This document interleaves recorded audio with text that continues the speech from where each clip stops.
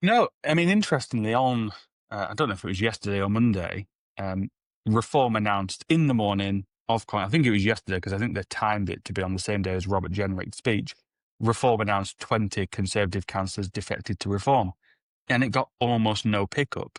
It's almost now been baked into the media's view, the public's view, and the internal party view that we're just going to get defections. That is just where we are in the cycle. And my own personal view, and this was definitely reflected by most people I spoke to, they're welcome to go. If you're not in it because you believe in the Conservative Party and the values and the principles it stands for, then fine, go. But most of the people that seem to be going, from what I know of them, certainly the ones around my neck of the woods, they're the people that I would say they're relatively lazy, they don't work, and they want an easy ride. And they've probably looked at the polls and gone, well, you look like a better party for me to attach my name to. That's fine if that's why you're in politics, because you think, you've got a God-given right to be a politician. Fine, go to the party that's riding high in the polls. But I do think, if I was in Reform headquarters, I'd be really worried about the idea that we are just looking like a party receiving the tainted wood of other parties, whether that's the Conservative Party or Labour. They've had a couple from Labour. Do you really want to be known as the political party that's just made up of people who don't have the bottle to stick with a difficult circumstance? Because, even in the scenario that Reform win a general election, they're going to have tough times. And Nigel Farage and his crew are going to have to be confident that the people they bring into Parliament are capable of weathering that storm. It does make you wonder as well if there are people who Reform say no to. It's not beyond the realms of possibility that there are those who would wish to go over who they don't think it's the right thing for their Yeah. party.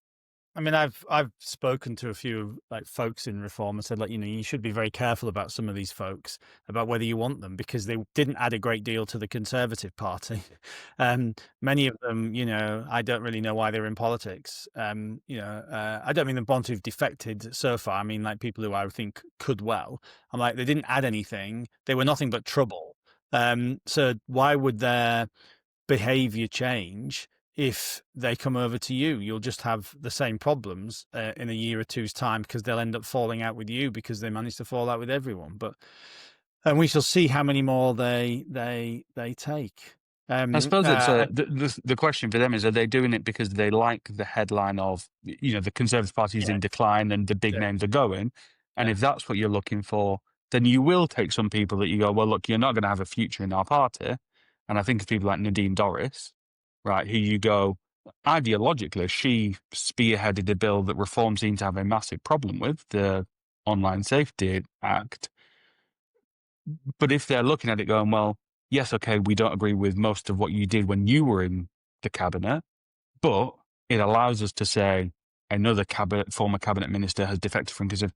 I can kind of see some of their logic, but I'm not sure you'd keep putting that person on the news given the fundamental ideological difference. Yeah, I mean, and if you look at the polling, their most accessible voter base is Conservative voters, right? People who voted Conservative in 2019, 2024. Some of those people will have been Labour voters in the past, particularly from 19, obviously from 19. But that's their most accessible voter base. A little bit of Labour, but most Labour defectors are going to other parties, right, as far as I can see in the polling. So maybe it's just any Tory that'll come over is great for that message. You don't really care because it's, they're all sending the message that those guys are over. If you're one of them, you have to come to us. So maybe it's worth the risk. It's worth the punt because, at the end of the day, you don't have to, if you get into government, you don't have to give them anything or reward them with any jobs or, they've served their purpose, but we shall see.